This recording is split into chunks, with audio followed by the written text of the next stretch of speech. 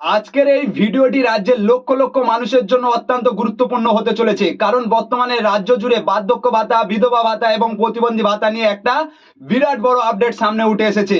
আপনি বা আপনার পরিবারের কেউ যদি এই ধরনের সরকারি ভাতা পেয়ে থাকেন, তবে আজকের এই ভিডিওটি আপনার জন্য অত্যন্ত জরুরি। রাজ্য সরকার ইতিমধ্যে ভাতাভোগীদের তথ্য যাচাই বা ভেরিফিকেশনের কাজ শুরু করে দিয়েছে। এই ভেরিফিকেশন না করলেই কিন্তু আপনার ভাতা বন্ধ হয়ে যেতে পারে। কারা ডকুমেন্ট জমা দেবেন, কোথায় জমা দেবেন, কোন কোন কাগজপত্র লাগবে এবং কেন অনেক উপভোক্তার নাম বাদ যাওয়ার আশঙ্কা তৈরি হয়েছে, সবকিছু আজকের এই একটি ভিডিওতে আমরা বিস্তারিত আলোচনা করব। তাই একটুও স্কিপ না করে ভিডিওটি শেষ পর্যন্ত অবশ্যই দেখুন। বন্ধুরা, প্রথমে একটা অত্যন্ত গুরুত্বপূর্ণ বিষয় আপনাদের কাছে পরিষ্কার করে দেয়া দরকার, যা নিয়ে অনেকের মনে বিভ্রান্তি তৈরি হয়েছে। আসলে আপনার এলাকায় যে সমস্ত আশাকর্মী রয়েছেন তাদের কাছে সরাসরি বিডিও অফিস থেকে একটি তালিকা বা লিস্ট পাঠানো হয়েছে। মনে রাখবেন, এটা কিন্তু প্রথম পর্যায়ের তালিকা। এই তালিকায় যে সমস্ত উপভোক্তাদের নাম রয়েছে শুধুমাত্র তাদের নথিপত্র বা ডকুমেন্টস এই মুহূর্তে জমা নেওয়া হচ্ছে। এখন সমস্যা হলো, অনেকেই যখন আশাকর্মীদের কাছে গিয়ে খোঁজ নিচ্ছেন তখন জানতে পারছেন যে এই প্রথম তালিকায় তাদের নাম আসেনি। এটা শুনে অনেকেই আতঙ্কিত হয়ে পড়ছেন, ভাবছেন যে তাদের ভাতা বুঝি বন্ধ হয়ে গেল। আমি আপনাদের বলতে চাই, এই মুহূর্তে ভয় পাওয়ার বা চিন্তা করার কোনো কারণ নেই, কারণ রাজ্যের সমস্ত উপভোক্তার তথ্য একসঙ্গে সংগ্রহ করা বা যাচাই করা সম্ভব নয়। প্রশাসনিক কাজের সুবিধার জন্য ধাপে ধাপে নতুন তালিকা প্রকাশ করা হবে। তাই প্রথম তালিকায় আপনার নাম না থাকার মানে এই নয় যে আপনার ভাতা বাতিল হয়ে গেছে।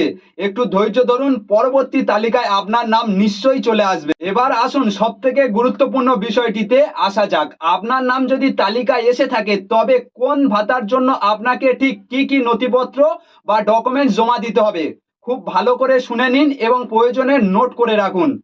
১ নম্বরে বার্ধক্য ভাতা। যারা বার্ধক্য ভাতা পাচ্ছেন তাদের যে সমস্ত ডকুমেন্ট জমা দিতে হবে সেগুলি হলো আধার কার্ডের জেরক্স, ভোটার কার্ডের জেরক্স, ব্যাংকের পাসবুকের প্রথম পাতার জেরক্স যেখানে অ্যাকাউন্ট নম্বর, আইএফসি কোড এবং আপনার নাম পরিষ্কার দেখা যাচ্ছে।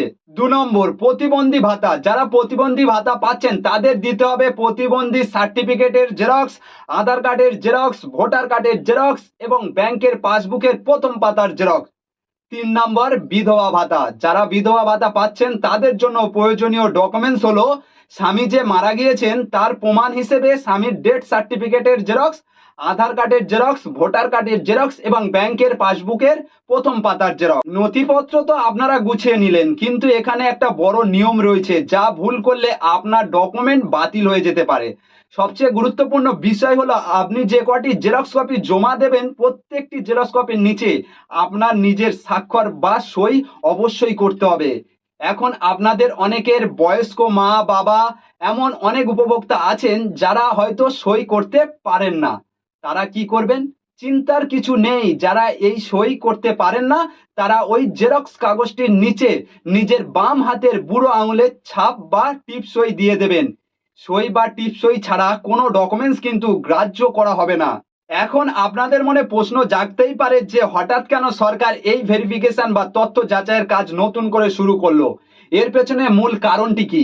আসলে সরকার নিশ্চিত হতে চাইছে যে যারা প্রতি মাসে এই ভাতার টাকা পাচ্ছেন তারা বর্তমানেও এই ভাতার জন্য যোগ্য কিনা।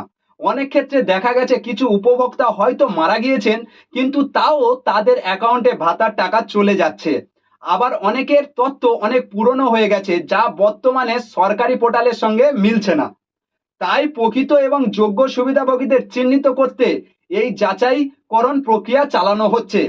বিশেষজ্ঞদের মতে যাদের তথ্য ভুল থাকবে কিংবা যারা নির্ধারিত সময়ের মধ্যে সঠিক তথ্য জমা দিতে পারবেন না, তাদের নাম কিন্তু এই ভাতার তালিকা থেকে স্থায়ীভাবে বাদ দিয়ে দেওয়া হতে পারে। এবারে জানাই এই সমস্ত ডকুমেন্টস আপনারা কোথায় জমা দেবেন। দেখুন, এলাকা ভেদে এই নিয়মটি কিছুটা আলাদা হচ্ছে।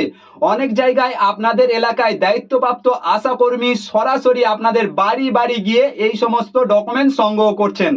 আবার অনেক জায়গায় গ্রাম পঞ্চায়েত বা নির্দিষ্ট কোনো ক্যাম্পের মাধ্যমে এই ভেরিফিকেশনের কাজ করা হচ্ছে এবং নথিপত্র জমা নেওয়া হচ্ছে। তাই আপনার এলাকায় ঠিক কিভাবে এই কাজটি হচ্ছে তা জানার জন্য স্থানীয় আশাকর্মী, পঞ্চায়েতের সদস্য বা বিডিও অফিসে অতি অবশ্যই দ্রুত যোগাযোগ করুন এবং সঠিক জায়গার আপনার নথিপত্র জমা দিয়ে দিন।